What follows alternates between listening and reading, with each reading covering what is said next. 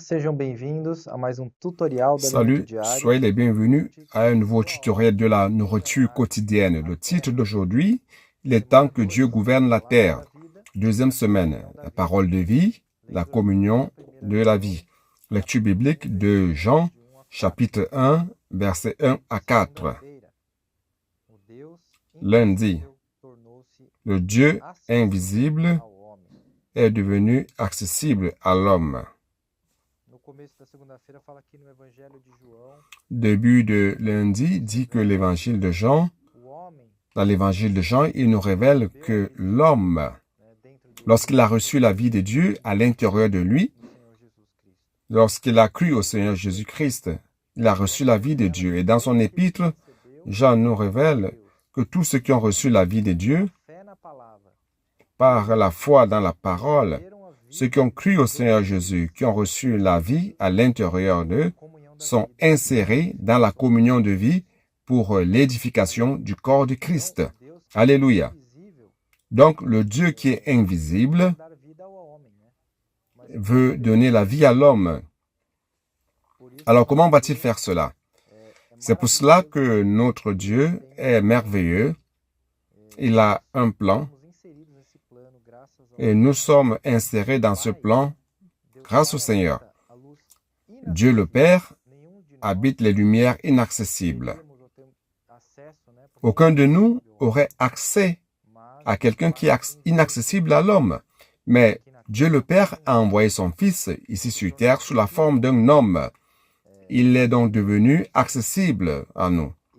Oh Seigneur Jésus. Afin de nous concéder sa vie. Donc, après sa mort et sa résurrection, le Seigneur Jésus est devenu l'Esprit de vérité, un autre consolateur, pour entrer dans tous ceux qui croient en lui. Oh Seigneur Jésus. Donc, ce Dieu inaccessible est devenu accessible aujourd'hui. Il est l'Esprit. Tous ceux qui croient en lui, qui invoquent son nom saint, qui invoquent le nom du Seigneur Jésus, reçoivent cet esprit à l'intérieur de son esprit. Nous sommes ainsi régénérés, sauvés. Alléluia. Donc, 1 Jean dit, ce qui était dès le commencement, ce que nous avons entendu, ce que nous avons vu de nos yeux, ce que nous avons contemplé et que nos mains ont touché concernant la parole de vie. La vie est quelque chose d'abstrait. On ne peut pas la toucher, mais ici il dit qu'ils ont vu de leurs propres yeux. Ils ont pu toucher le verbe de la vie, c'est-à-dire que le Dieu inaccessible est devenu accessible à travers la personne de Jésus-Christ, qui pouvait être vu, qui pouvait même être touché. Oh Seigneur Jésus, cela est merveilleux. Mardi,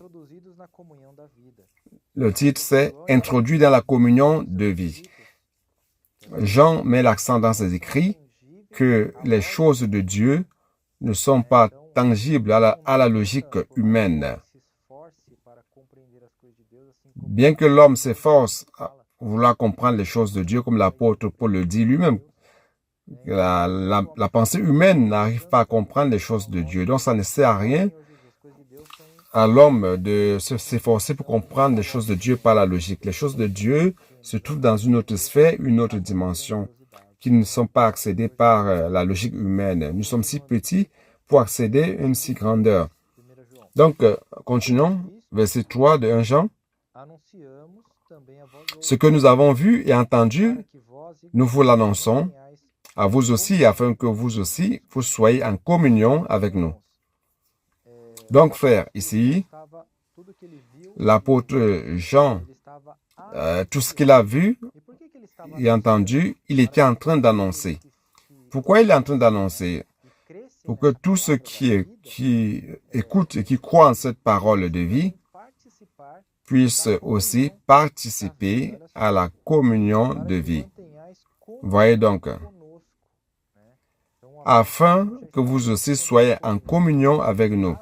Donc, l'apôtre Jean participait déjà à cette communion lorsqu'il a annoncé. Il était le canal qui annonçait cette parole qui venait de Dieu. Et ceux qui écoutaient pouvaient aussi participer à cette communion merveilleuse. Comme je l'ai dit, cette source, c'est pas l'apôtre Jean lui-même. La source, vous voyez donc, continuons la lecture. Or, notre communion est avec le Père et avec son Fils Jésus-Christ. Donc Dieu le Père était la source et Jésus-Christ la vie éternelle. Alléluia. Grâce soit rendue au Seigneur. Mercredi, Christ est la parole de la vie. Alléluia. Christ est la parole de la vie. L'apôtre Jean, dans sa première épître, est le seul qui explique que la parole de la vie, c'est quelqu'un.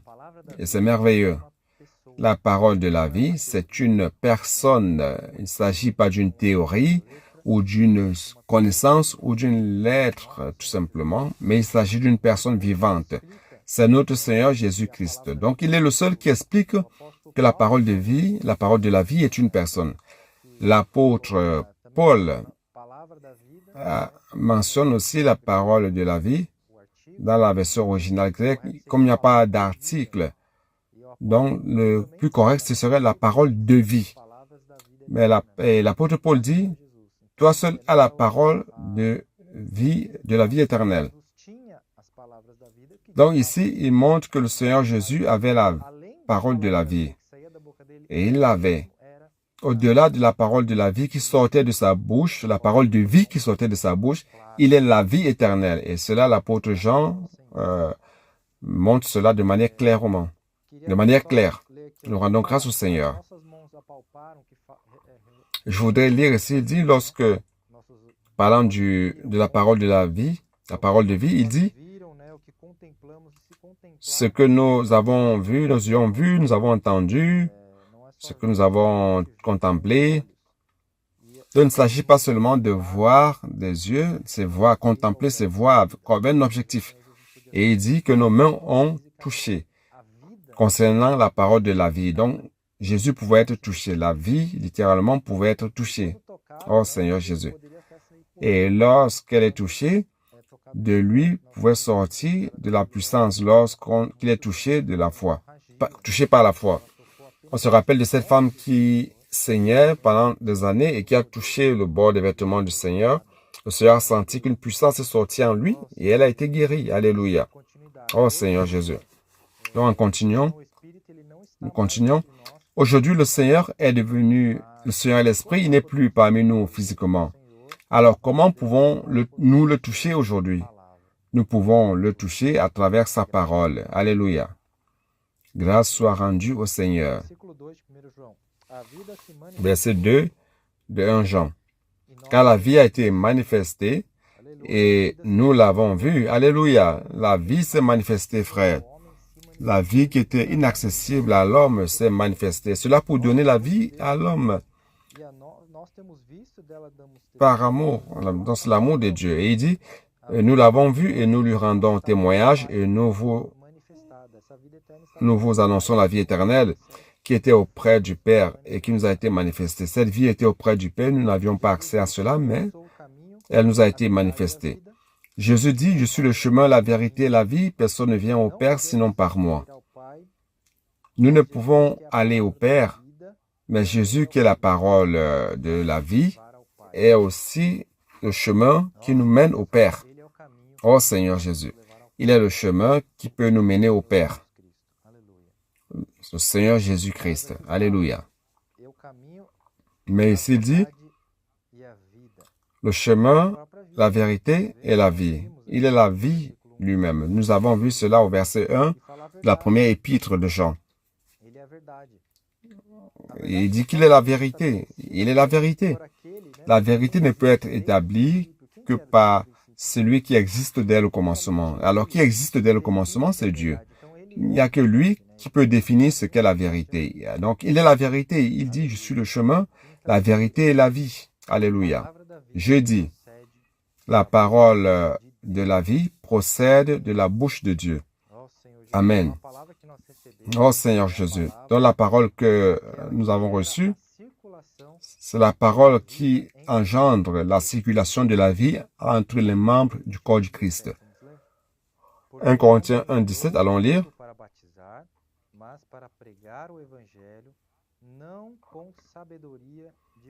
Ce n'est pas pour baptiser que Christ m'a envoyé, c'est pour annoncer l'évangile, et cela sans la sagesse de la parole, du langage, afin que la croix de Christ ne soit rendue vaine. Ô Seigneur Jésus.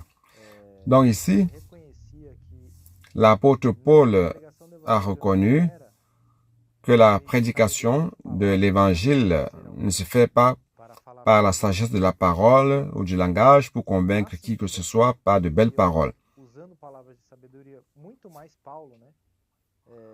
Donc,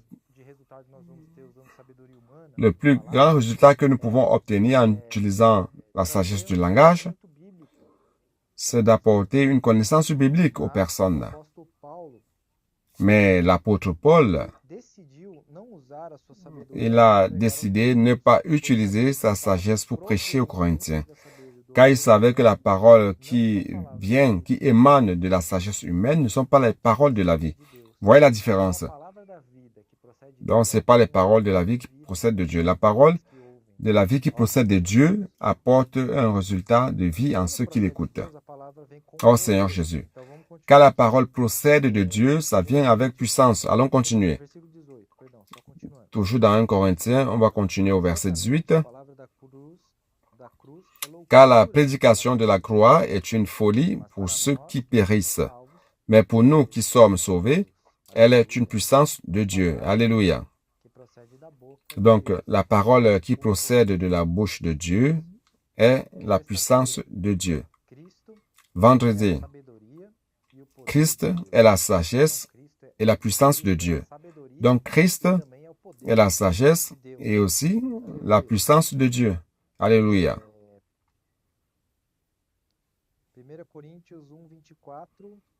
1 Corinthiens 1, 24, qui dit ceci.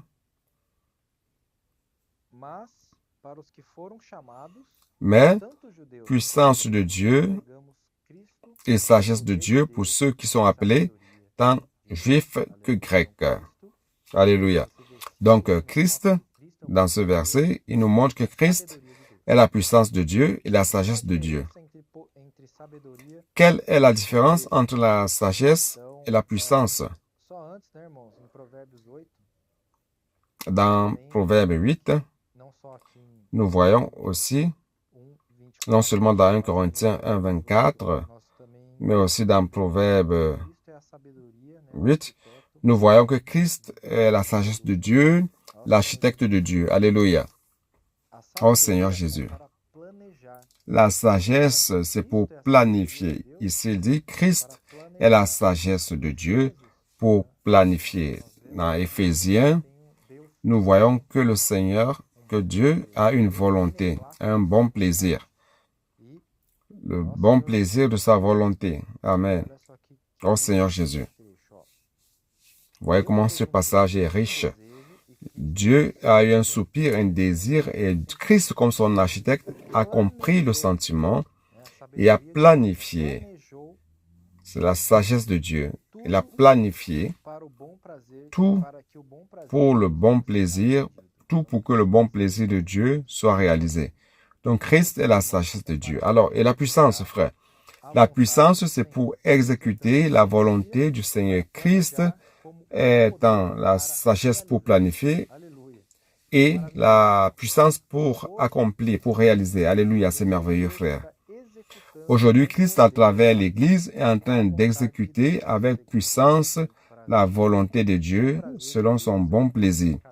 Le bon plaisir de Dieu, c'est que Christ soit chef sur toutes choses dans la dispensation de la plénitude de temps. Oh Seigneur Jésus, Éphésiens 1, 9, 10. Dieu va soumettre toutes choses et il veut compter sur nous, nous son Église. C'est la puissance qui se trouve dans la parole qui va exécuter cette œuvre et non nous-mêmes essayant de plaire à Dieu de manière naturelle. Donc, samedi, la parole que Dieu, c'est la parole de Dieu qui réalise l'œuvre de Dieu. Donc, l'Église à Philadelphie a peu de force. Je connais tes œuvres. Je vais lire ici Apocalypse 3, 8. Je connais tes œuvres, voici parce que tu as peu de puissance, et que tu as gardé ma parole, et que tu n'as pas renié mon nom. J'ai mis devant toi une porte ouverte que personne ne peut fermer. Frère, nous avons peu de force, car la puissance pour accomplir l'œuvre de Dieu se trouve dans la parole de Dieu et non en nous. Grâce soit rendue au Seigneur.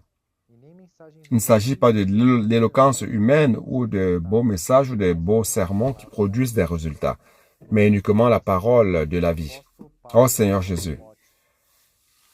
L'apôtre Paul dit à Timothée, ce que tu as écouté de ma part, 2 Timothée 2:2.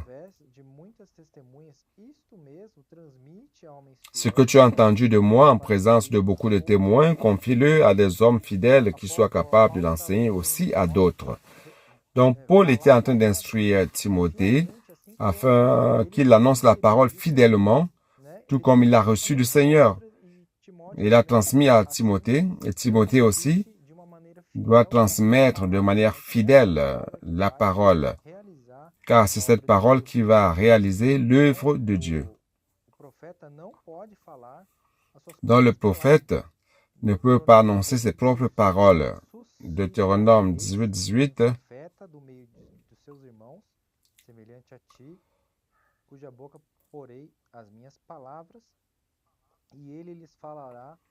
Je leur susciterai du milieu de leurs frères un prophète comme toi, je mettrai mes paroles dans sa bouche et il leur dira tout ce que je lui commanderai. Oh Seigneur Jésus. Donc, tant l'apôtre Paul comme l'apôtre Jean, le prophète de Dieu, transmettaient à un groupe de serviteurs ce qu'ils recevaient du Seigneur. Oh Seigneur Jésus. Oh Seigneur Jésus. Dimanche, la parole et la communion de vie. Acte 2, 42 dit qu'il persévérait dans l'enseignement des apôtres, à la communion, la fraction de pain et les prières. Dans cette communion des apôtres, à travers la parole, c'est la communion entre le Père et le Fils Jésus-Christ, comme nous avons vu antérieurement. La parole de la vie reçue par les membres circule comme un courant sanguin qui circule dans le corps humain. Donc cette parole circule dans le corps de Christ. Oh Seigneur Jésus. Et elle va enlever toutes les toxines qui sont nuisibles et nous alimenter par l'oxygène, tout ce dont nous avons besoin pour être alimentés en tant que corps du Christ. C'est à travers la parole de vie et la communion de la vie dans laquelle nous sommes insérés. Oh Seigneur Jésus. L'enseignement des apôtres était la parole de vie. Donc ici, lorsqu'il dit qu'il persévérait dans l'enseignement des apôtres, ici, il fait allusion à la parole de la vie. La parole qui venait à travers eux comme canaux. L'Église persévérait et avait la communion dans cette parole. Donc, par la circulation de la vie, la parole de Dieu, nous permettons que Christ, le roi du royaume des cieux, soit chef sur notre vie et gouverne notre vie. Alléluia. Donc, plus nous permettons, plus nous croyons en cette parole, et plus cette parole circule en nous, engendrant la vie en nous et enlevant toutes les toxines. Dans Éphésiens aussi, l'apôtre Paul dit, sanctifié par le lavage de la parole. La parole nous lave de toute impureté. Donc, c'est ce qui se passe lorsque nous sommes insérés dans cette circulation de la vie par la parole. Le Seigneur croit en nous et commence à gouverner notre vie et il gouverne aussi notre corps. Alléluia. Donc, je vais terminer.